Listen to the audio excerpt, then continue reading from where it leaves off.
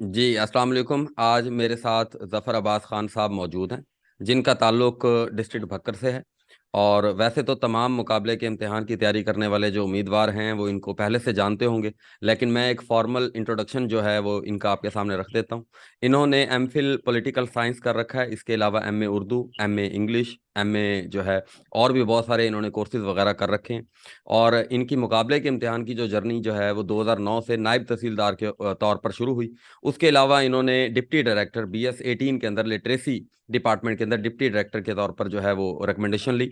और उसके अलावा लेक्चरर जो है लेक्चरर भी इन्होंने रिकमेंडेशन ली। उसके अलावा एलआरओ लैंड रिकॉर्ड ऑफिसर के तौर पर भी इन्होंने ली। उसके अलावा असिस्टेंट डायरेक्टर लेबर, जिसकी आज हमारी वीडियो का ये मौजू भी है कि उसके इंटरव्यू होने जा रहे हैं। उसके अलावा माइंस एंड मिनरल के इंटरव्यूज होने जा रहे हैं, और भी बीपीएससी के अंदर बहुत सारे जो है इंटरव्यूज होते रहते हैं। तो हमारी डिस्कशन होगी कि कैंडिडेट्स को इंटरव्यू के हवाले से जो है वो गाइड किया जाए। उसके अलावा भी इन्होंने बहुत सारी अचीवमेंट्स हैं। अगर मैं वो अचीवमेंट गिनवाना शुरू कर दूं तो मेरा ख्याल ये फिर आधे घंटे का वही इंटरव्यू हो जाएगा। तो ये जो चीज़ा चीज़ा चीज़ें थी वो मैंने आप लोगों के सामने रख दी। और इन्होंने एफपीएससी के अंदर, पीपीएससी के अंदर बहुत ज़बरदस्त किस्म की परफॉर्मेंस दी है। तो आज इनसे जानेंगे कि सबसे पहले रिटन एग्जाम के लिए और इंटरव्यू के लिए कि ये किस तरीके से इन्होंने इतनी सारी अचीवमेंट्स ली। और फिर दूसरे नंबर पर हम देखते हैं कि इन्होंने किस तरीके से लेबर के अंदर जो कैंडिडेट्स अपीयर होने जा रहे हैं वो किस तरीके से परफॉर्म कर सकते हैं, और लेबर डिपार्टमेंट के हवाले से उन्होंने कौन कौन सी चीज़ें प्रिपेयर करनी है। तो जी, ओवर टू जफर साहब, बताइएगा कि किस तरीके से आपने इतनी ज़बरदस्त किस्म की अचीवमेंट्स ली, और कैसे कैंडिडेट्स जो हैं आपकी अचीवमेंट से सीख सकते हैं और किस तरीके से चीज़ें कर सकते हैं। Thank you. बिस्मिल्लाहिर्रहमानिर्रहीम। Sir, thank you very much for having me today. Bilal भाई, सबसे पहले तो I am feeling myself elated कि इकरा बिलाल के प्लेटफॉर्म से, और मैं अपने हीरो के साथ आज हूँ। जो मेरी जर्नी रही पब्लिक सर्विस कमीशन में या एफपीएससी में, जिस तरह से आपने बच्चों को मोटिवेट किया, जिस तरह से आपने तमाम बच्चों को, उसमें मैं भी शामिल हूँ एज ए कैंडिडेट। बहुत दफा मैंने फील किया है कि जिस तरह आप हमें गाइड कर रहे थे, हम लोगों के लिए फाइट कर रहे थे इस स्ट्रगल में, जिस तरह से आपने हमारा साथ दिया है, जैसे आपने नए बच्चों को प्लेटफॉर्म दिया। पहले तो ये है कि आपकी माशाल्लाह खुद से आपने अपनी स्टैंडिंग्स बनाई।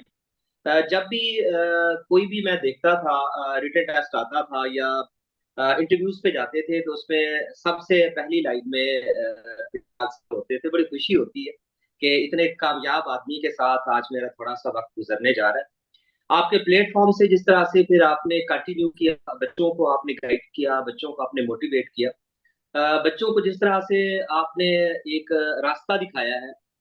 यकीन करें बिलाल साहब कि मुझे एनर्जी मिल रही है, मुझे मोटिवेशन मिल रही है कि एक इतने बड़े आदमी के साथ, एक ऐसे शानदार इंसान के साथ मैं हूँ कि जिसने मेरे समेत बहुत सारे लोगों को गाइड किया है।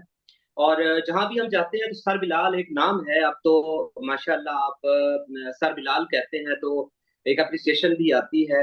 और जिस तरह से लोग आपका अप्रिशिएट करते हैं, जिस तरह से लोग सर बिलाल के नाम के साथ फैमिलराइज हैं, मैं बहुत सारा आपका शुक्रगुज़ार हूँ बच्चों के बिहाफ़ पे, अपने बिहाफ़ पे, कि आपने हम तमाम लोगों को गाइड किया, आपने हम तमाम लोगों को रास्ता दिखाया, मोटिवेट किया। और दूसरा इकरा बिलाल के प्लेटफ़ॉर्म से जितना कुछ आप कर रहे हैं बहुत शानदार है। और मेरी आपसे ये गुज़ारिश होगी कि आप इसको कंटिन्यू रखें। आपका ये जितनी जर्नी है, इस जर्नी में ये तमाम बच्चों के लिए बहुत हेल्पफुल है, बहुत शानदार है। आज जब आपने मेरा आपसे इंटरैक्शन हुआ और आपने मुझे मौका दिया कि मैं बच्चों को थोड़ा-सा इसमें अपनी जितनी पार्टिसिपेशन है वो दे सकूँ, तो मुझे बिलीव मी बिलाल साहब that I was feeling myself elated. मुझे बहुत खुशी हो रही है सबसे पहले। सर बढ़िया दूसरा सर। सर, आपने मुझे इंट्रोड्यूस कराया, मैं आई एम वेरी हम्बल। अल्लाह ताला ने मेरे ऊपर बहुत करम किया है। मैंने अपनी जो जर्नी थी पंजाब पब्लिक सर्विस कमीशन में, ये मैंने 2009 से स्टार्ट की सर। उस वक़्त तक मैं मास्टर कंप्लीट कर चुका था इंग्लिश में, उर्दू में। मैंने डिप्लोमा किया teaching of English as foreign language. TOEFL करने के अलावा मैंने बाद में जो मेरी जर्नी थी कि इसमें मैंने पॉलिटिकल साइंस में अपनी जो स्टडीज़ थी वो मैंने जारी रखी। कुछ कोर्सेज़ किए, मैंने प्राइवेट कंपनीज़ में काम किया। और इसके अलावा जब मैं पब्लिक सर्विस कमीशन और फेडरल पब्लिक सर्विस कमीशन के साथ मैं जुड़ा, तो इस तरह ओवरऑल तो मैंने 12 डिपार्टमेंट्स में, डिफरेंट डिपार्टमेंट्स में मैंने सर्व किया है। माशा मेरी ये जर्नी से मैंने सीखा ये है बिलाल भाई कि सबसे पहले आपको मोटिवेशन चाहिए होती हम्म। है। When and whenever you are motivated, तो आप कुछ कर सकते हैं। एग्जैक्ट। हमारे मैंने अपने अगर मिसाल दूं तो इसमें ये है कि सबसे पहले मैं अपने आप को फील करता हूँ। मतलब जब मैं असिस्टेंट डायरेक्टर का देने जा रहा था इंटरव्यू, तो आई was feeling my self in the chair of the assistant director labour. तो सबसे पहले मैं ये महसूस कर रहा था, मेरी फीलिंग्स आ रही थी कि जब मैं असिस्टेंट डायरेक्टर लेबर बन जाऊंगा तो मुझे क्या क्या मिलने वाला है। हम्म। फिर जब मैं डिप्टी डायरेक्टर लिटरेसी हुआ, मैंने लिटरेसी में सर्च किया। रिसेंटली मैंने कुछ मोबिलाइजर्स के लिए भी वीडियोस बच्चों के लिए की हैं। अब भी मेरी कोशिश है कि जैसे ये प्रोसेस आगे बढ़ेगा तो इंशाल्लाह आपके साथ मिलके तो बच्चों को इसमें मोटिवेट करेंगे इंशाल्लाह। तो बिलाल भाई, मेरी जर्नी का अगर ओवरऑल आप सीक्रेट कहते हैं तो मेरा सीक्रेट जो है, मैंने सबसे ज्यादा जो इम्पोर्टेंस है वो मैंने इम्पोर्टेंस दी है मोटिवेशन को। मैंने अपने आप को मोटिवेट करने के जो मुख्तलिफ रास्ते थे वो मैंने देखे, और ये मोटिवेशन आती है चीजों को एक्चुअलाइज करने में। जब आप अपने आप को वहां रख लेते हैं, मसलन अब जो लोग असिस्टेंट डायरेक्टर पैसी बनना चाहते हैं, असिस्टेंट डायरेक्टर लेबर बनना चाहते हैं, इसके अलावा 17-18 स्केल की जॉब्स पे या अपनी जो भी उनकी फेवरेट पोस्ट है उन पे जाना चाहते हैं, तो मेरे सबसे पहले उनको यही मशवरा है कि वो उसको एक्चुअलाइज करें, उसको देखें, उसमें अपने आप को वहां ले जाएं। एक जो कहते हैं कि एक रियल एक्सपीरियंस होता है, वो रियल एक्सपीरियंस खुद से फील करें कि वहां पे उनको क्या मिलने वाला है, क्या क्या पॉजिटिव चीजें हैं उनकी लाइफ में, इससे क्या चेंजेस आ सकती हैं। बेशक अगर उनका 20 दिन का प्रोसेस है इंटरव्यू का, तो वो इस पे अगर 19 दिन भी लगाते हैं और 20वें दिन जाके कोई बच्चा अगर पढ़ता है, तो मैं समझता हूँ कि ये बहुत सिंपल है उसके लिए कोई इंटरव्यू को टॉप कर ले। लेकिन अगर वो 20 के 20 दिन पढ़ता ही रहता है, उसने आपको मोटिवेट नहीं किया, ये नहीं देखा कि उसका एम्बिशन क्या बना। देखिए इंटरव्यू में यही पूछते हैं कि आप आना चाहते हैं तो आपके यहाँ पे क्या एम्बिशंस क्या है, आप क्या कर सकते हैं, डिपार्टमेंट की वेलफेयर के लिए आप क्या कर सकते हैं। ये सारी चीजें तब आती हैं जब अपने आप को आप उस चेयर में फील करते हैं कि जिस चेयर पे आप जाना चाहते हैं। सर, तो सॉरी टू मेरा इंटरप्ट थोड़ा यू। मैं यहाँ पर थोड़ी सी एक बात ऐड करता हूँ। और मुझे जफर साहब की इस बात ने इतना एक इंस्पायर किया है, और मैं इससे टोटली एग्री करता हूँ। पहले शुरू में जब मैंने तैयारी शुरू की और मैंने कुछ इंटरव्यूज के अंदर अपीयर हुआ, तो मैंने ये महसूस किया कि शायद इंटरव्यू को प्रिपेयर किया जा सकता है। लेकिन फिर मैंने जब वक्तन फवक्तन बहुत सारे इंटरव्यूज दिए, तो फिर मैंने रियलाइज किया जाकर कि इंटरव्यू बेसिकली 10 से 15 मिनट की एक टाइम है, एक ड्यूरेशन है। उसके अंदर आप कभी भी अपना पूरा इल्म, अपनी पूरी की पूरी जो आपका इंप्रेशन है और जो आपकी स्ट्रगल है, आप उसको रिप्रोड्यूस नहीं कर सकते वहां पर। तो वो कौन सी ऐसी चीज है जो इंटरव्यू में आप लोगों को कामयाब करवा देती है? तो मेरा तो यही ख्याल है, जो जफर साहब ने कहा, कि वो मोटिवेशन है। वो जो आपके करेक्टर को बिल्ड कर देती है, वो जो आपकी नॉन वर्बल कम्युनिकेशन को इनहेंस कर देती है, वो मोटिवेशन जब आप लेकर जाते हैं और जब जाकर आप बैठते हैं और अपने आप को आप उधर पेश करते हैं, तो मेरा ख्याल है ये चीज आप लोगों को बहुत ज्यादा अहमियत देनी चाहिए। क्योंकि 10 से 15 मिनट में कोई आप उनको बहुत ज्यादा चीजें नहीं बता सकते, आप उन्हें अपने नॉलेज की उस तरह से डेप्थ नहीं दिखा सकते। तो आपको कौन सी चीज दूसरे कैंडिडेट से मुख्तलिफ करती है? वो आपका पॉजिटिविज्म है, वो आपकी एनर्जी है, वो आपका नॉन वर्बल कम्युनिकेशन हैं। तो इस चीज के ऊपर जफर साहब एम्फेसाइज कर रहे हैं, तो मेरा ख्याल है कि आप लोगों को इस चीज को लाजमी सीखना चाहिए। तो जी जफर साहब, सॉरी, कंटिन्यू कीजिएगा। सर, मैं इसको थोड़ा सा, अब इसको मैं कुछ इस पे एग्जांपल्स कोट करना चाहूंगा सर, क्योंकि मैंने ये एक अपनी स्टेटमेंट दी है सर, ये मेरा एक मफरूजा है। तो अब इस पे मसलन मैं सर, अगर आपने अपनी ओपनिंग्स में ये आपने फरमाया कि आप आज का जो फोकस आपका होगा, और क्योंकि मैंने बतौर डिस्ट्रिक्ट ऑफिसर लेबर मैंने सर्व किया है, तो आप जो पैसिक इंटरव्यूज थे या लेबर के इंटरव्यूज थे या माइन एंड मिनरल्स के इंटरव्यूज होने जा रहे हैं, मुझे इसके अलावा डिफरेंट टाइप ऑफ जो अलाइड डिपार्टमेंट लेबर के साथ उनके इंटरव्यूज होने जा रहे हैं, तो आप फोकस करना चाह रहे हैं। जी। मैं इसी से ही थोड़ा सा एग्जांपल्स कोट करूंगा। मसलन मैं बच्चों को मोटिवेट करने के लिए, मसलन मैंने अगर करना होता, इंटरव्यू हम्म। तैयार करना होता, तो मैं ये देखता हूँ सर कि जब आप असिस्टेंट डायरेक्टर लेबर आप सिलेक्ट हो जाते हैं तो आपके पास क्या क्या आ जाता है। हम्म। सबसे पहले ये देखिए सर कि एक इंडिपेंडेंट ऑफिस है डिस्ट्रिक्ट ऑफिसर लेबर के पास। अब छोटे अजला में असिस्टेंट डायरेक्टर जो है वो बतौर डिस्ट्रिक्ट ऑफिसर लेबर काम करता है। I was serving at district Bhakkar for good 3 years, and for all these 3 years I was district officer labour. अब देखिए सर, सबसे पहले तो आपके पास डिग्निटी आ गई that you are all in all, आप एक हेड है अपने डिपार्टमेंट के। जो डिपार्टमेंट, जितने डिपार्टमेंट्स के हेड्स के या एचओडीज के डिप्टी कमिश्नर के पास नाम होते हैं, उनमें आपका नाम भी होता है, और आप रिप्रेजेंट कर रहे होते हैं लेबर डिपार्टमेंट को फर्स्ट ऑफ ऑल। सेकंड ये है कि अब सर इन्होंने नई आल्टो गाड़ियां दी हैं तमाम असिस्टेंट डायरेक्टर्स और डिस्ट्रिक्ट ऑफिसर्स को। जहां भी आप जाते हैं आपके पास बिल्कुल एक ब्रांडेड जीरो गाड़ी आपके पास, बिल्कुल नई गाड़ी बेहतरीन, जिसपे ग्रीन नंबर प्लेट है, जिसके ऊपर ग्लोब लगा हुआ है। आप देखें सर कि आप वहां पे प्राइस कंट्रोल मजिस्ट्रेट भी हैं, तो इसलिए आपकी गाड़ी पे ग्लोब लगा होता है, हूटर लगा होता है। आपकी जो नई आल्टो गाड़ी है उस पे ग्रीन नंबर प्लेट है। फिर हमारे सेक्रेटरीज ने सर हमें कई दफा कहा कि आपके जो ऑफिसेज हैं इनको लग्जरी होना चाहिए, खूबसूरत होना चाहिए। अब देखिए सर कि मेरे ऑफिस में 2.5 टन का, यानी 2.5 टन का मेरे ऑफिस में एयर कंडीशनर लगा हुआ है। मेरे ऑफिस में लैंडलाइन फोन्स हैं। मेरे ऑफिस में मेरे पास पूरा फाइनेंस है, बजट है, मैं वहां पे ड्राइंग एंड डिस्पर्सिंग अथॉरिटी हूँ। तो इसके अलावा सर देखिए कि वहां पे जितने ऑफिसर्स हैं, मतलब मेरे साथ अगर जितने लेबर इंस्पेक्टर्स हैं या वहां पे अगर लेबर ऑफिसर्स को ड्यूट किया जाता है, या इसके अलावा वहां पे सुपरिटेंडेंट है, वहां पे स्टेनोज हैं, वहां पे क्लर्क्स हैं, वहां पे इसके अलावा आपका जितना क्लास 4 का आपका अमला है, ये सारे लोग आपके सब ऑर्डिनेट के तौर पर और आपके दोस्तों के तौर पर काम कर रहे होते हैं। And you are at the same time boss of all these people, first thing. अब देखिए सर जिंदगी में दो चीजें चाहिए होती हैं कि कोई आपके ऑफिस आता है तो आपका ऑफिस इतना बड़ा है सर कहीं भी कि डिप्टी कमिश्नर्स ने वहां पे कुछ और जो डिपार्टमेंट्स है उनको भी साथ में एडजस्ट किया हुआ है। मतलब देखिए सर कि मेरे ऑफिस में जब मैं डिस्ट्रिक्ट ऑफिसर लेबर रहा तो वहां पे इंडस्ट्री का जो असिस्टेंट, जो वहां का डिस्ट्रिक्ट ऑफिसर था इंडस्ट्रीज का, वो मेरे ऑफिस में उनको 2-3 कमरे हमने दिए हुए थे। इसके अलावा नादरा को हमने 1-2 कमरा दिया हुआ था। इसके अलावा एनसीएचडी को हमने 1-2 कमरा दिया हुआ था। लेकिन ओवरऑल ज्यादातर देखिएगा हमारा जो वहां की बिल्डिंग थी, ज्यादातर कमरे फिर भी हमारे पास थे।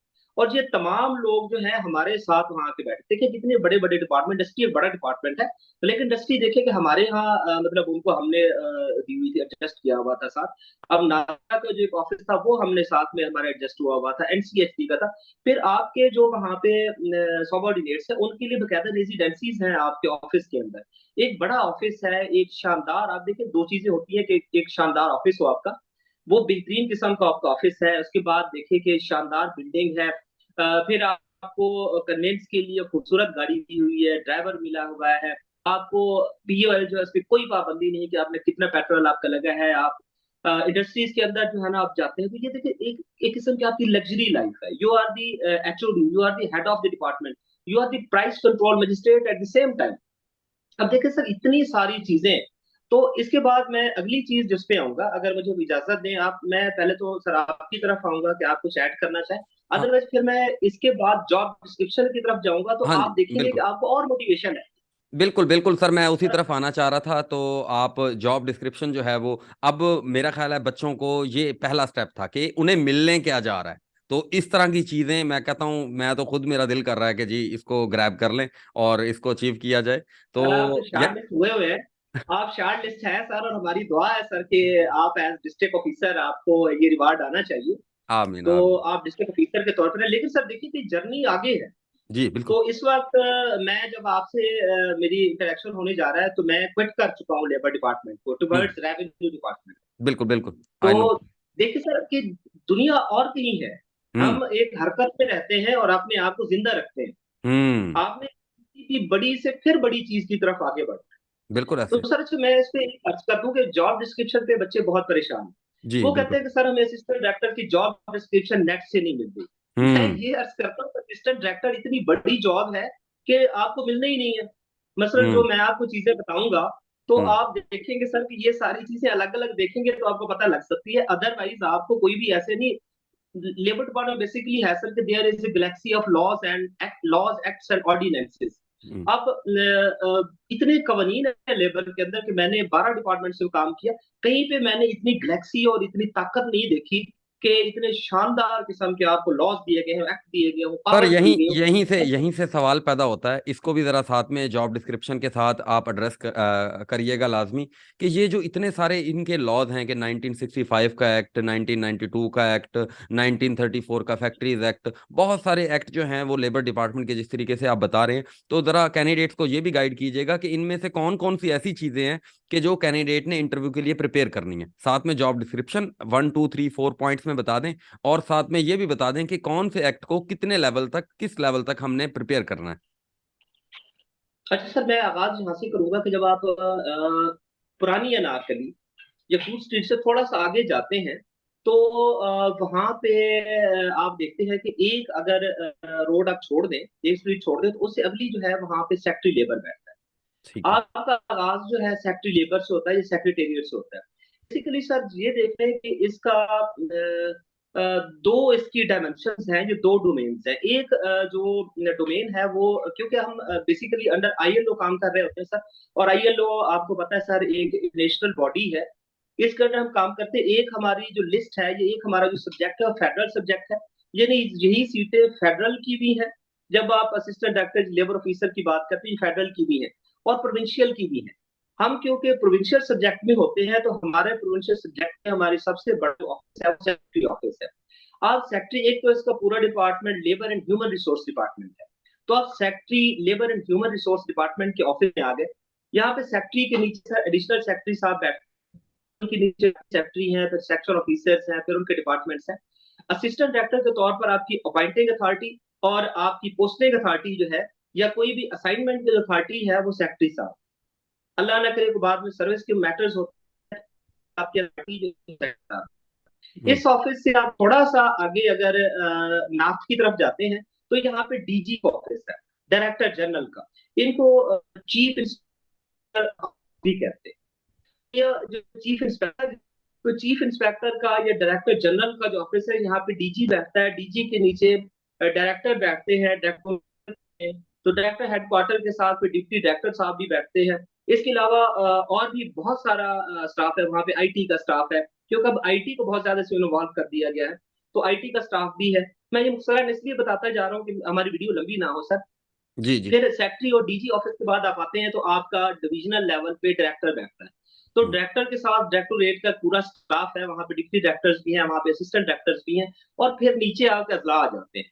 इस तरह ये पूरी हायरार्की है सर। इस हायरार्की में आपको थ्रू सेक्रेटरी और थ्रू डीजी जो है, डीजी जो है आपसे काम ले रहा होता है। मतलब आप जितनी इंस्पेक्शन करते हैं फैक्ट्रीज की, या सुपर इंस्पेक्शन करते हैं शॉप्स की, या बतौर डिप्टी चीफ इंस्पेक्टर शॉप्स जो है आप कोई सुपर इंस्पेक्शन करते हैं, तो इस तमाम की रिपोर्ट जो है ये ऑनलाइन जारी होती है। हम्म। आजकल रियल टाइम इंस्पेक्शन है।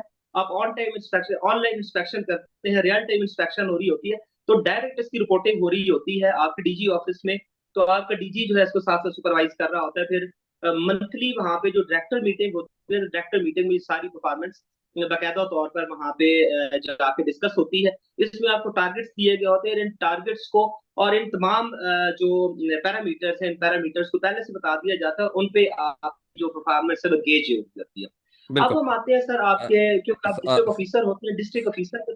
सर यहाँ पर मैं ये जो जफर साहब ने बात की है, मैं इसको थोड़ा सा समराइज कर देता हूँ। उन्होंने इतनी सी बात की है कि इसकी जो कॉम्पिटेंट अथॉरिटी है वो सेक्रेटरी लेबर है।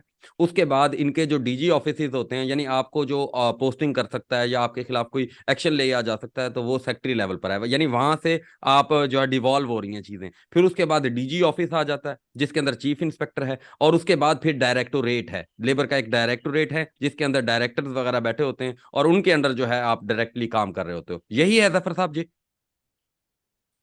जी ऐसे ही है सर।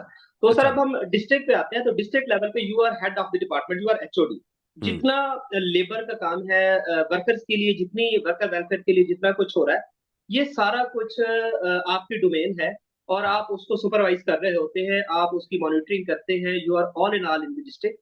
इसमें ये सर कि आप जितना ऑफिस का काम होता है, उसकी सुपरविजन है, जो उसकी एडमिनिस्ट्रेशन है, वो सारी आपके जिम्मे होती है। फिर आप एज एन एचओडी आप इनरोल्ड होते हैं डीसी के पास। दो तरह से आपको देखा जा रहा होता है। एक तो आपको जो डिप्टी कमिश्नर है, because deputy commissioner acts like an governor hmm. In a district, तो वहां वो भी आपको देख रहा होता है, साथ आपका डिपार्टमेंट भी देख रहा होता है।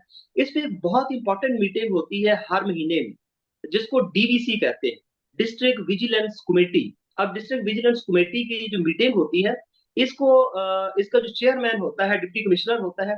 इसमें असिस्टेंट डायरेक्टर इसका सेक्रेटरी होता है। तमाम वहां की जो फैक्ट्रीज हैं, तो उन फैक्ट्रीज से जो उनके नुमाइंदे बन के आते हैं, और इसके अलावा जो मजदूरों के नुमाइंदे होते हैं, वहां पे एजुकेशन डिपार्टमेंट है, वहां पे जो पुलिस का, आप देखे सर के पुलिस में उन्होंने डीपीओ को बुलाया होता है इस मीटिंग के अंदर। हम्म। पुलिस का डीपीओ आता है। इसके अलावा जो आपके सीईओ है एजुकेशन के, सीईओ एजुकेशन आता है। लिटरेसी डिपार्टमेंट से लोग आते हैं, ब्रिकलिन इंडस्ट्री से लोग आते हैं।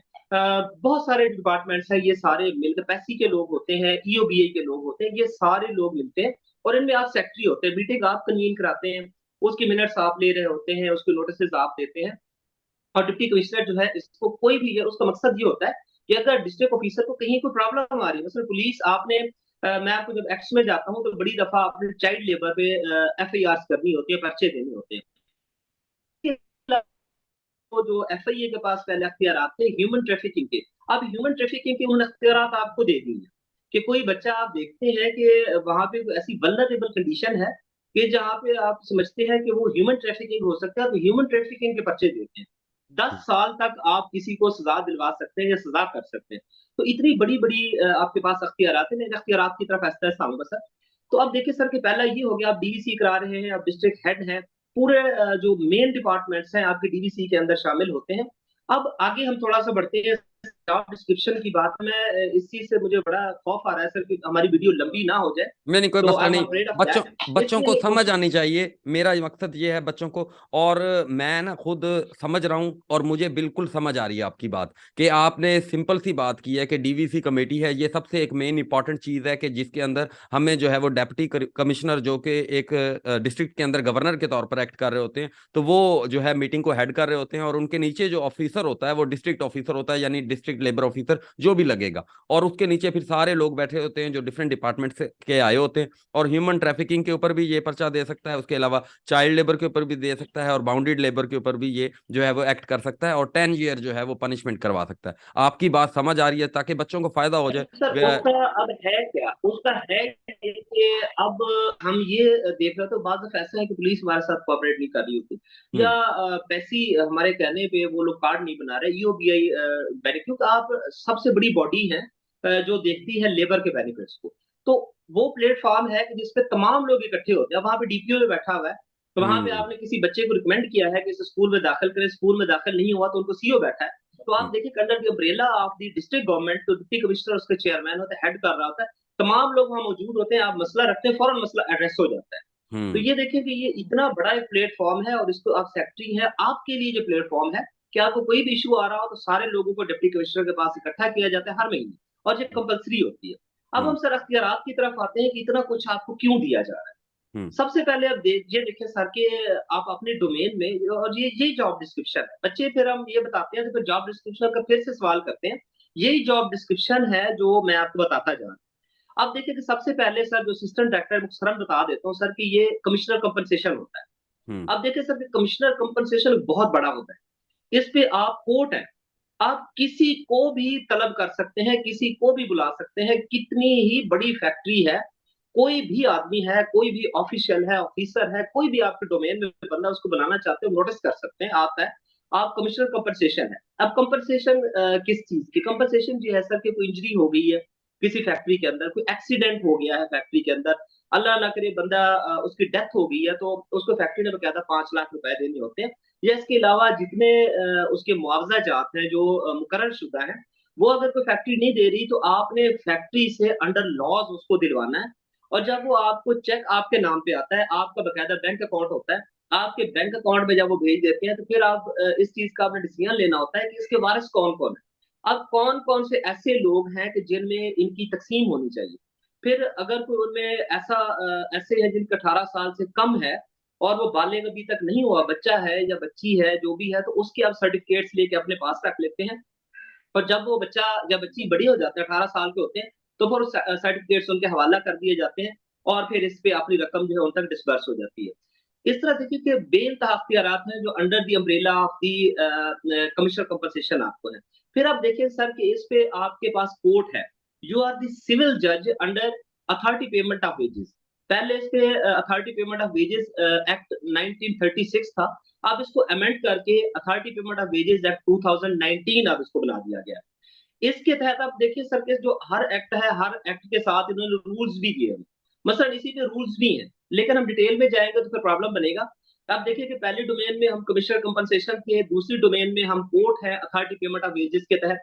अब देखिए कि सर तीसरी डोमेन में क्योंकि छोटे अजला में लेबर ऑफिसर नहीं है, तो assistant time works as in labour and as inspector factories. Inspector factories के तहत आप इस कार्ड के अंदर चीफ इंस्पेक्टर फैक्ट्रीज जो कि डीजी साहब होते हैं, जो डायरेक्टर जनरल होते हैं, उन्होंने आपको सर्टिफिकेट दिया हुआ है कि आप किसी भी फैक्ट्री के अंदर दाखिल हो सकते हैं।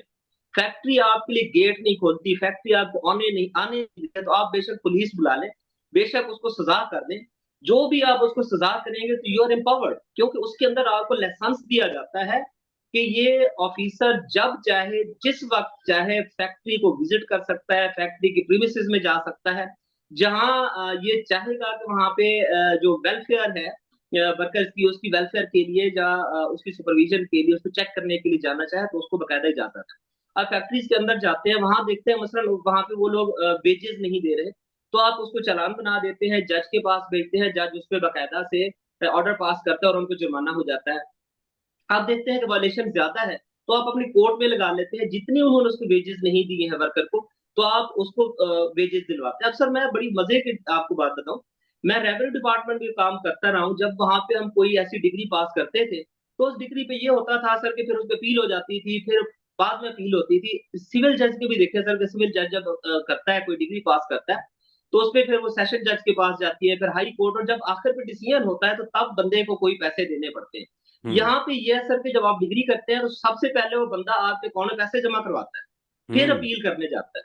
यानी जब वो सेशन जज के पास, जो लेबर, जो हमारी लेबर कोर्ट्स है, उनमें सेशन जज साहब बैठते हैं, सेशन जज साहब की कोर्ट में जाते हैं, सबसे पहले वो कहते हैं कि आप हमें चेक दिखाएं जो आपने अथॉरिटी पेमेंट ऑफ वेजेस के तहत उस कोर्ट में जमा करा दिया, और वो कोर्ट असिस्टेंट डायरेक्टर कर रहा होता है। अब देखिए सर, ये दूसरा अख्तियार है। तीसरा है कि आप इंस्पेक्टर फैक्ट्रीज है, किसी हम्म। वक्त जाएं आप वहां पे, जो ये काम फैक्ट्रीज का करते हैं, ये है under factories act 1934। Factories act 1934 के तहत बकायदा इंस्पेक्टर फैक्ट्रीज है। जिस फैक्ट्री को आप जाएं चेक करें, वहां पे कोई वायलेशन आपको नजर आती हैं, तो वो उन वायलेशन पे बकायदा चालान कर दें, किसी भी लेवल तक आप चालान कर सकते हैं। फिर आप देखिए सर कि यहाँ पे एक बड़ी इंपॉर्टेंट चीज जो है मैं आपसे डिस्कस करना चाहता हूँ। हमारे बच्चे अक्सर ये है कि जो पढ़ते रहते हैं, कि गूगल करते रहेंगे, विकिपीडिया पे देखते रहेंगे, लाइब्रेरीज जाएंगे, लेकिन जो अंदर की चीज है, मगज है उस चीज का, उस तक नहीं जाते। मसलन देखिए सर, इस वक्त जो ILO का एक बड़ा स्लोगन है, वो है विजन जीरो। विजन जीरो ये है सर कि ये कहते हैं कि हम एक ऐसी सेफ्टी एंड हेल्थ के ऐसे इकदाम करना चाहते हैं, ऐसे स्टेप्स लेना चाहते हैं कि वहां आपका एक्सीडेंट्स जो है वो जीरो हो। फैक्ट्री के अंदर जो वर्कर काम कर रहा है, जो वर्किंग इन्वायरमेंट है, वर्क प्लेस है, वहां पे अब देखिए सर ऐसे हैजर्ड्स आते हैं। ये आप डेफिनेशन बच्चे जरूर देखें कि हैजर्ड क्या होता है। हैजर्ड हम ये कहते हैं कि कोई ऐसी चीज है जो एक्सीडेंट का बायस बन सकती है। मतलब ये देखिए सर कि वहां पे कोई ऐसी मशीनरी काम कर रही है कि जिसको कवर करना जरूरी है, तो उसपे क्या फैक्ट्री ने वो कवर किया हुआ है उसको? कोई वहां पे ऐसे कोई आलात है, कुछ ऐसे गैजेट्स हैं कि जिनसे एक वर्कर को कट लग सकता है, तो क्या वो फैक्ट्री जो है उसने उसका इंतजाम ऐसा किया हुआ है कि कट ना लगे? ये सारी चीजें हम पोशा एक्ट 2019 के तहत देखते हैं। और देखिए दूसरा है, आपको पोशा एक्ट के तहत जो है अख्तियार मिल गए, फिर अथॉरिटी पेमेंट ऑफ वेजेस के तहत अख्तियार मिल गए, आप इंस्पेक्टर फैक्ट्रीज हो गए। फिर देखिए सर कि आपके अंदर बहुत सारे इंस्पेक्टर्स काम कर रहे होते हैं। इंस्पेक्टर क्या करते हैं कि शॉप्स एंड एस्टेब्लिशमेंट ऑर्डिनेंस 1969 है, इसके तहत आपका इंस्पेक्टर शॉप्स को रजिस्टर करता है, और फिर शॉप्स के अंदर जो वर्कर है उसके इन्वायरमेंट को देखता है, उसकी वेजेस को देखता है। ये सारी चीजें जो है शॉप्स एंड एस्टेब्लिशमेंट पे, आप इस पे deputy chief inspector shops and establishment है, यानी वो रिपोर्ट लेके आएगा, आप उस शॉप को रजिस्टर करेंगे, और आप उसकी सुपर इंस्पेक्शन भी करते हैं। अब सुपर इंस्पेक्शन ये है सर कि इंस्पेक्टर ने आप जितना एक्ट किया, जितना कुछ किया, आप सुपर इंस्पेक्शन में जाके देखते हैं कि क्या उस इंस्पेक्टर ने वाकई चीजें सही की हैं। वाकई वहां पे अगर उसने लिखा है कि वेजेस पूरी हैं, तो क्या वेजेस पूरी हैं? अगर उसने लिखा है कि वहां पे सेफ्टी एंड हेल्थ के तमाम इंतजाम हैं, तो क्या है? ये सारी चीजें आप deputy chief inspector shops and establishment के देखते हैं। फिर sir prohibition of child labour act brick kilns 2016 है, कि जो भट्ठा है, भट्ठे को भी फैक्ट्री गिना जाता है। तो आप इसके लिए उन्होंने बाकायदा से इसलिए दे दिया है कि बड़ी दफा ये प्रॉब्लम था कि बच्चे जो है वो भट्ठा पे काम करते हैं फैक्ट्री के अंदर, तो इस पे आप देखिए सर, आप किसी को सजा कर देते हैं, तो इस पे कम से कम 7 दिन, ज्यादा से ज्यादा 6 महीने, और कम से कम 7 दिन जो है, इस पे जज ने जरूर भेजना होता है बंदे को जेल।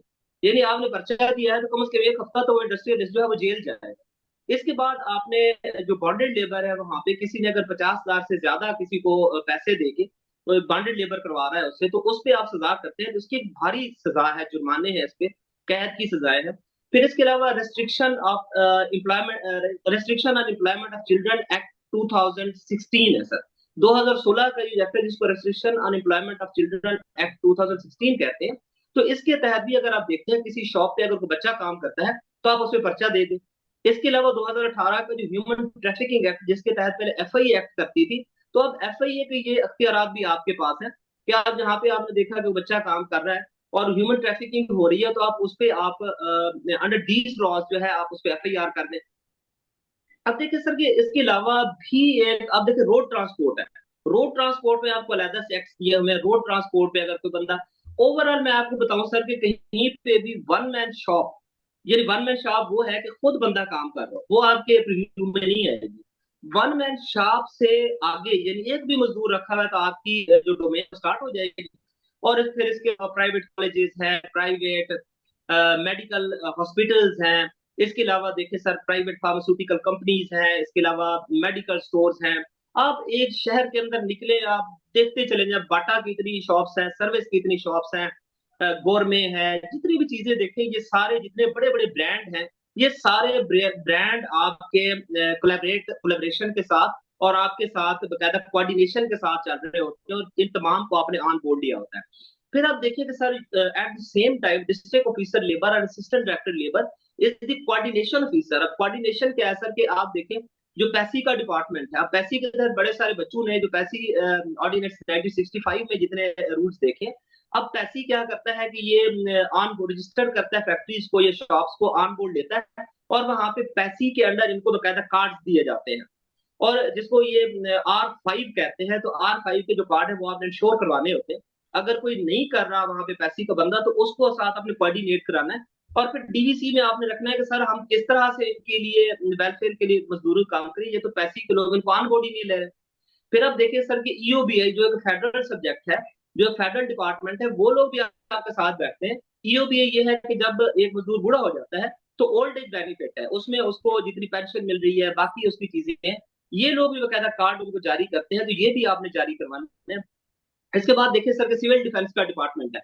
सिविल डिफेंस के साथ आपने मिलकर ये देखना होता है कि पोशा एक्ट के तहत खास तौर पर और वैसे क्या कि जो आपको एक safety and health environment at the factory and shop है, उसको क्या सिविल डिफेंस प्रॉपर काम कर रहा है। अगर सिविल डिफेंस नहीं काम कर रहा तो उनके साथ कोऑर्डिनेट करके उनसे वो काम लेना है आपने।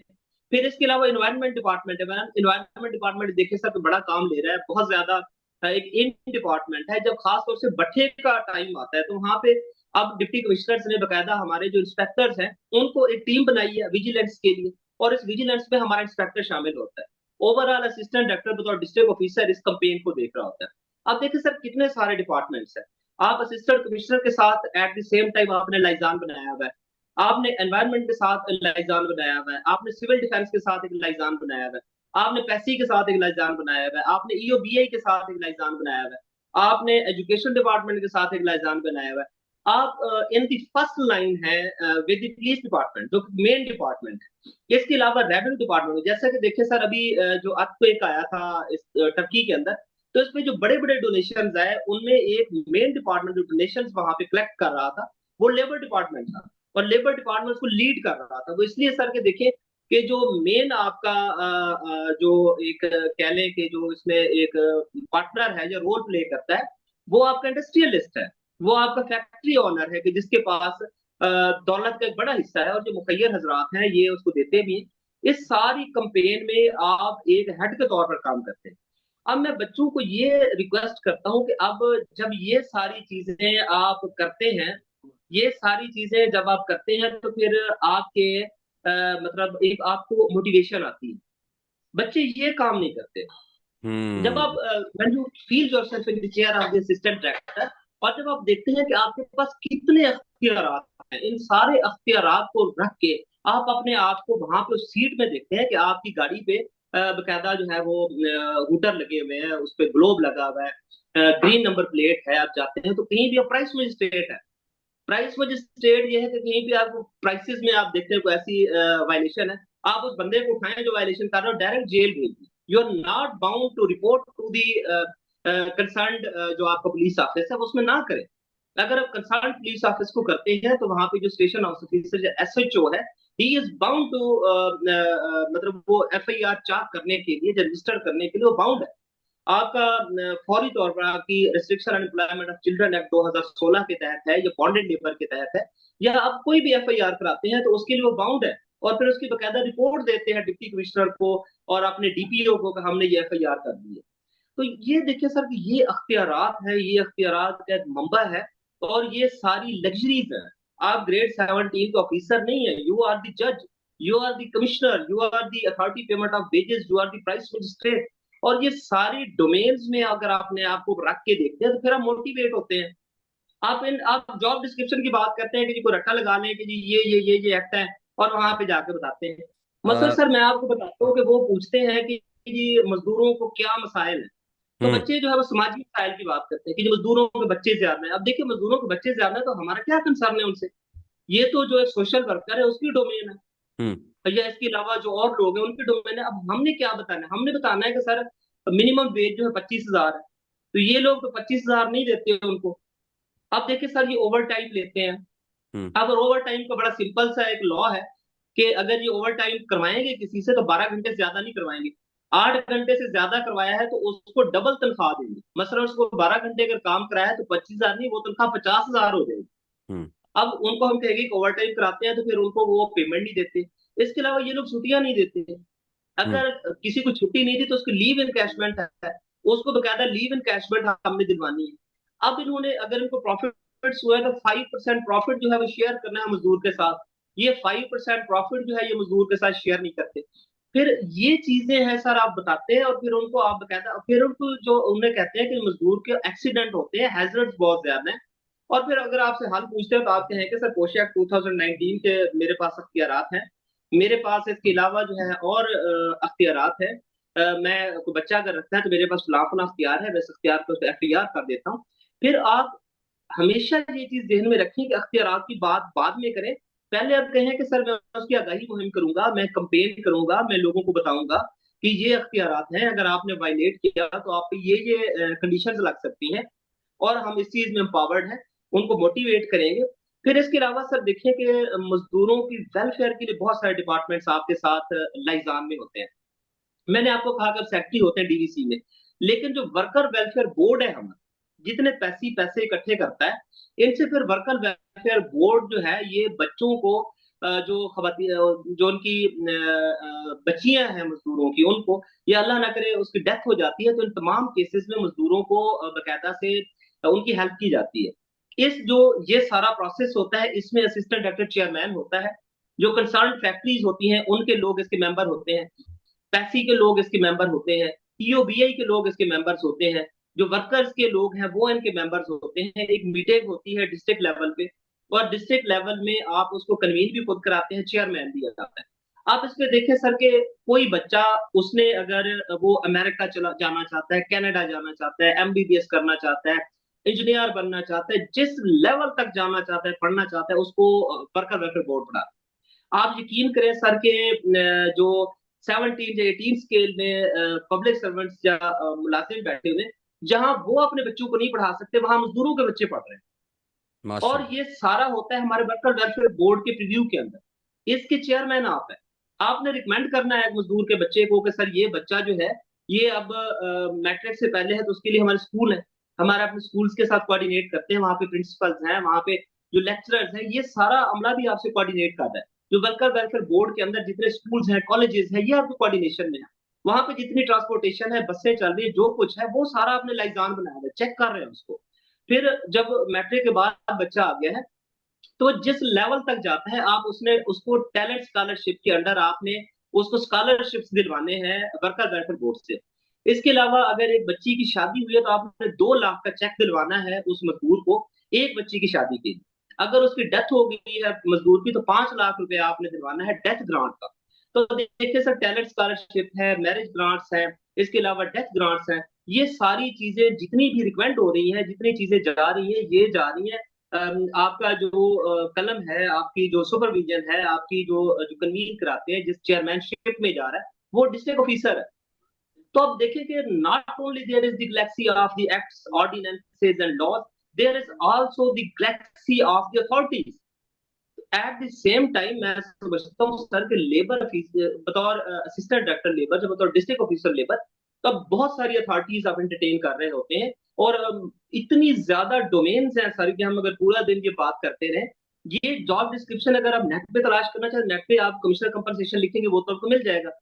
लेकिन अब इतने डोमेन्स, अब कैसे कोई बंदा आपको एक एक साथ ला के देगा? नहीं, वो आपने तो तो कर जज भी है, वो तो आपने तो कर दिया ना। आपने ये अगर कोई वीडियो अच्छे तरीके से सुन ले, और उसने जो वेबसाइट पर, मैंने तो देखा है क्योंकि वो जो वेबसाइट की सारी चीजें हैं, आपने इतनी बेहतरीन तरीके से उसको एक्सप्लेन कर दिया है ना कि मुझे सारी चीजें समझ आ रही हैं कि अच्छा ये लिखा हुआ था, अच्छा ये बात थी। लेकिन कैंडिडेट को करना क्या पड़ेगा? उसको वेबसाइट पर जाना है कि भाई ये लेबर डिपार्टमेंट करता क्या है, और ये वो जो सारी बातें हैं वो सफर साहब ने कि प्रैक्टिकल में उसका क्या होता है, ये होता है वो कमिश्नर की कंपनसेशन पर होता है, वो जी डीवीसी कमेटी को चेयर कर रहा है, या डिफरेंट टाइप की ये जो सारी चीजें बताई हैं। यानी वो जो आपका ये सवाल है कि यार ये इतने सारे जो एक्ट्स दिए हुए हैं, लॉज दिए हुए हैं, तो जफर साहब ने जो बातें की हैं इनको रट्टा मार लो, इससे ज्यादा आपसे इंशाल्लाह नहीं पूछा जाएगा। उसी को आप एक्सपैंड करो, देखो, और बेहतर अल्फाज में उधर जाकर रिप्रोड्यूस कर दो। इंशाल्लाह डिपार्टमेंट के हवाले से आपके 25 नंबर में से इंशाल्लाह 20 नंबर आएंगे इंशाल्लाह। ऐसे ही है जफर साहब। और सर मैं यहाँ पे एक मैं अर्ज करना चाहूंगा आपकी इजाजत से।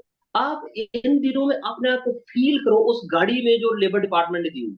आप हम्म। फील करो उस ऑफिस में कि आप किस तरह से बजर देते हैं और कितने लोग दौड़ के आते हैं आपके उसके लिए।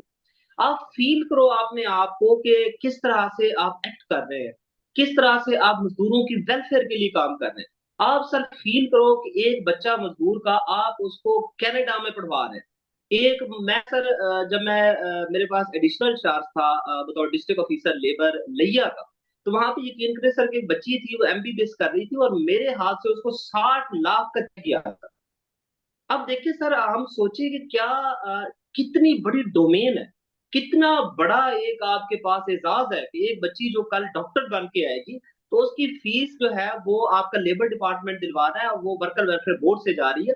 और वो राइट है मजदूर का, हमारा एहसान नहीं है, वो मजदूर का राइट है। हम्म। लेकिन आजकल देखिए सर कि आज के हालात में किसी को उसका राइट दिलवाते हैं, किसी को उसका हक दिलवाते हैं, तो ये कितनी बड़ी इबादत है। मैं समझता हूँ सर कि ये जो जॉब है ये इबादत भी है।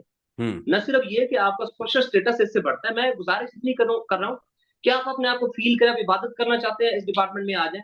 आपको सोशल स्टेटस चाहिए, आप इस डिपार्टमेंट में आ जाएं। आपको एक बड़े अफीसर के तौर पर डिपार्टमेंट के अंदर बैठना है एज एन एचओडी, तो आप एक prominent head of the department होंगे डिप्टी कमिश्नर के अम्ब्रेला के अंदर। आप अपने आप को फील करें कि वो क्या चीज है। आपको एक स्टेटस चाहिए, आपको सोशल स्टेटस चाहिए, सोशल रिकग्निशन चाहिए, आपको एक मॉरल एलिवेशन चाहिए। आप चाहते हैं अखलाकी तौर पर, मजहबी तौर पर, किसी भी हवाले से आपको एक अच्छी जगह पे देखना चाहते हैं, तो अपने आप को उस डिपार्टमेंट में रख के देखें। आपके पास बेहतरीन सरकारी गाड़ी है, आप प्राइस कंट्रोल मजिस्ट्रेट हैं, आप जज हैं, आप इंस्पेक्टर हैं। मैं बच्चों को एडवाइस करूंगा कि वो अगर इस बच्चे का नहीं उठाए, तो आप यकीन करें बिलाल भाई कि उस बच्चे को नींद नहीं आएगी। उस वक्त नींद आएगी कि जब वो बच्चा बतौर असिस्टेंट डायरेक्टर लेबर रिकमेंड हो चुका हो। ये जो इंशाल्लाह। मोटिवेशन होगी, ये उसको जो रात को सोने नहीं देगी। ये जो रात को उठ के बैठ जाएगा कि मैं अगर असिस्टेंट डायरेक्टर लेबर बनूंगा, इंशाल्लाह मैंने बनना है। और इंशाल्लाह। फिर वो अपने आप को वहां रखे कि मैं बन गया हूँ, हम्म। कि वो गाड़ी है मुझे छोड़ने आ रही है, मुझे लेने आ रही है, मैं इस तरह से मूव कर रहा हूँ बच्चों की राइट्स के लिए, मजदूरों के राइट्स के लिए मैं ये कुछ कर रहा हूँ। और फिर ये देखें सर कि कोई 24/7 आप किसी भी वक्त आपको डिप्टी कमिश्नर याद करता है। बड़ी दफा जो है एक महीने के अंदर कई बार आप डिप्टी कमिश्नर के साथ सिटिंग्स होती हैं, आपकी मीटिंग्स होती हैं, असिस्टेंट कमिश्नर के साथ आप उनके बराबर बैठ के मीटिंग्स कर रहे होते हैं। कौन सा ऐसा डिपार्टमेंट, अब देखिए सर कि डीपीओ आपको वेटेज देता है, आपको एजुकेशन वेटेज देती है, आपको हेल्थ डिपार्टमेंट वेटेज देता है। आपको कौन सा ऐसा डिपार्टमेंट है जिसमें आपको वेटेज चाहिए, वेटेज नहीं मिलती आपको? हर तरह गवर्नमेंट आपको जो रिकग्निशन चाहिए, वो सब कुछ इस डिपार्टमेंट में है। मैं बच्चों को कहूंगा जॉब डिस्क्रिप्शन को जरूर पढ़ें, लॉज को जरूर देखें, लेकिन ये जब तक अपने ये इन अपने आप को एक्चुअलाइज नहीं करेंगे, एक रियल सिचुएशन में, रियल टाइम सिचुएशन में लेके नहीं जाएंगे, उस कुर्सी में अपने आप फील नहीं करेंगे कि जहाँ पे मूविंग बेहतरीन खूबसूरत मूविंग चेयर है, उस पे बैठे हुए हैं, उनके सामने लैंडलाइन फोन्स हैं, उसके अलावा बेहतरीन एक एयर कंडीशन एनवायरनमेंट है। अब तो इन्होंने सब जॉब पोर्टल खोले, जो मैंने जॉब पोर्टल सर मैंने जो मेरे डिपार्टमेंट में उस वक्त खुला, तो उसमें सर देखें कि करोड़ों रुपयों की तो उसमें मशीनरी है। अब वहां पे लैपटॉप्स हैं, वहां पे फ्री इंटरनेट है, तो आपके पास हर चीज। आप देखिए सर, जो मेरा सिम कार्ड था वो भी मुझे गवर्नमेंट ने दिया हुआ था, मेरे पास जो टैब था वो भी मुझे गवर्नमेंट ने दिया हुआ था, मेरे पास जो मेरा लैपटॉप था वो मुझे गवर्नमेंट ने दिया हुआ। मेरे डिपार्टमेंट में सर मेरे पास इतने ज्यादा, हमारा जो जॉब ब्यूरो था उस पे सर हमारे पास कोई 50 से 60 हमारे पास पीसीस थे। अब देखिए कि इतने आप 50-60 आपके कंप्यूटर पड़े हुए हैं। वहां पे 17 और 18 ग्रेड के, हमारा एक ऑफिसर वहां पे 18 ग्रेड का था जो उसको देख रहा था। 17 ग्रेड के वहां पे फीमेल और मेल स्टाफ बैठा हुआ था। और वहां पे सिर्फ जो हमारा जनरेटर है सर, उसकी 5 से 6 लाख रुपए का था वो जनरेटर।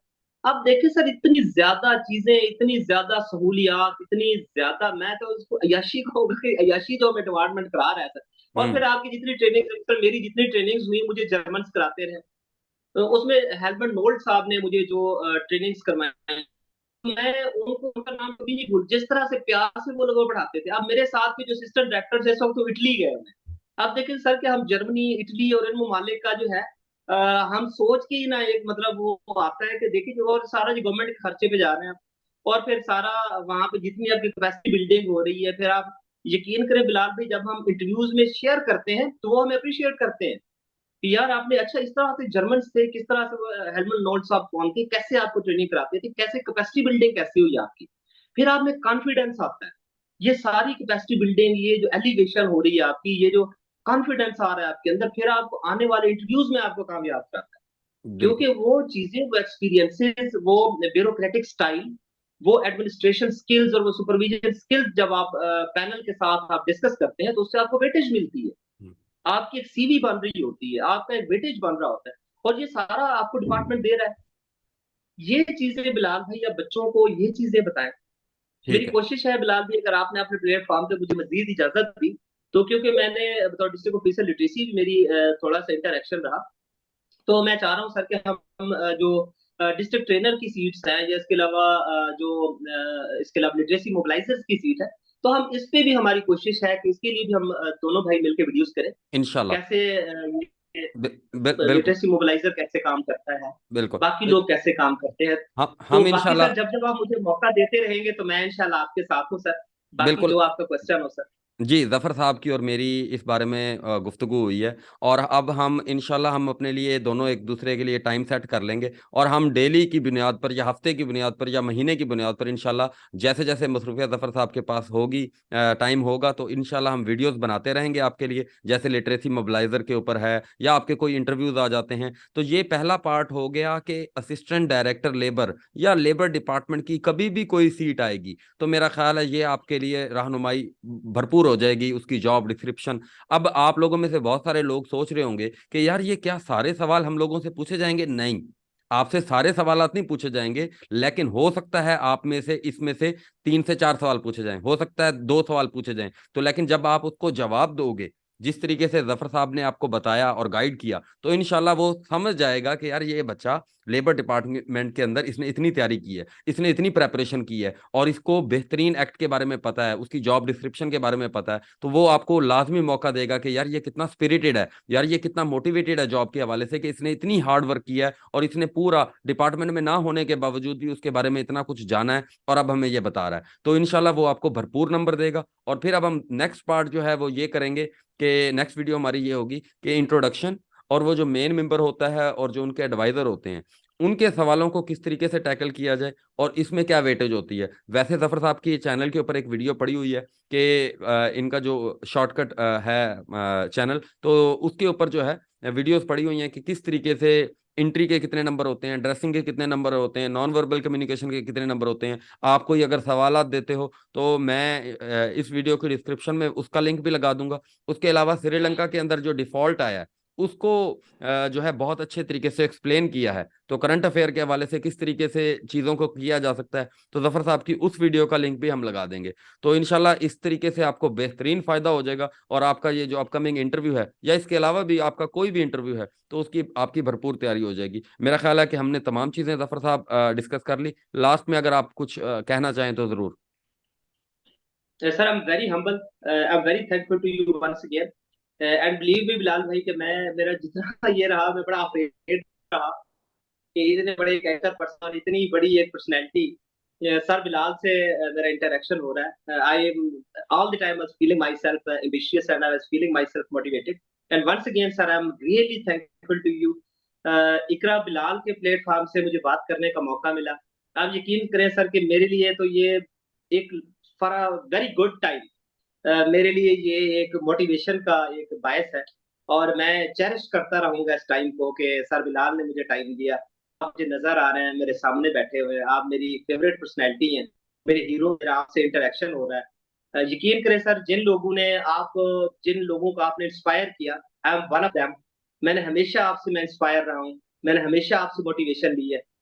जब जब मैं मुझे मोटिवेशन कहीं से चाहिए थी तो आपका चैनल, आपकी वीडियोस, आपकी बातें, जैसे आप बच्चों से इंटरेक्ट करते हैं, यकीन करें sir, all the time when I was watching your videos on your channel and whenever I was interacting with the platform of Ikra Bilal and Sir Bilal, always and all the time, for all this good time period, जितना भी ये time गुजरा, वक्त गुजरा, मैंने एक motivation, एक inspiration मैंने फील की है। And sir I am very humble once again, I am very thankful to you कि मेरी आपसे बात हुई। जितनी मुझसे ये फंबलिंग हुई, मैं हिचकिचाहट रही, ये इस वजह से रही कि बड़े एंकर पर्सन और एक बड़ी पर्सनैलिटी से मेरा इंटरेक्शन रहा। उसके लिए माजरत था। Once again sir I am very happy. Thank you so much sir for giving me such a nice time. इतना एक लंबा मेरा इंटरव्यू हुआ, इतनी अच्छी अच्छी बातें आपने मेरे से मुझे पता लगी आपसे। तो आपके जितने बाकी मुझे टाइम देंगे, तो उसके लिए in advance I am thankful to you sir. And I am really thankful to all your students. जितने आपके तालिब इल्म मुझे या हम दोनों को देख रहे होंगे, उनका मैंने बड़ा सारा टाइम वेस्ट कर दिया तो उसके लिए आई एम सॉरी। लेकिन कुछ अगर उन बच्चों ने मुझसे सीखा होगा तो उसके लिए मुझे बहुत खुशी होगी कि मैं कुछ बच्चों तक कन्वे कर सका। Sir I am thankful to you sir once again. Thank शुक्रिया यू। सर।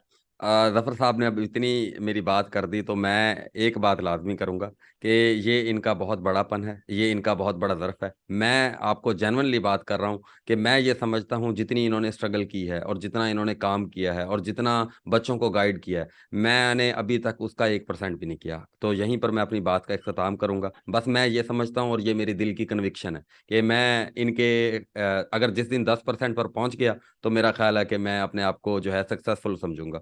तो बहुत मेहरबानी ज़फ़र साहब, वंस अगेन। अल्लाह ताला आपको इसी तरीके से खुश रखे जज़ाकल्लाह सर। और आप लोगों को इसी तरीके से मोटिवेट करते रहें।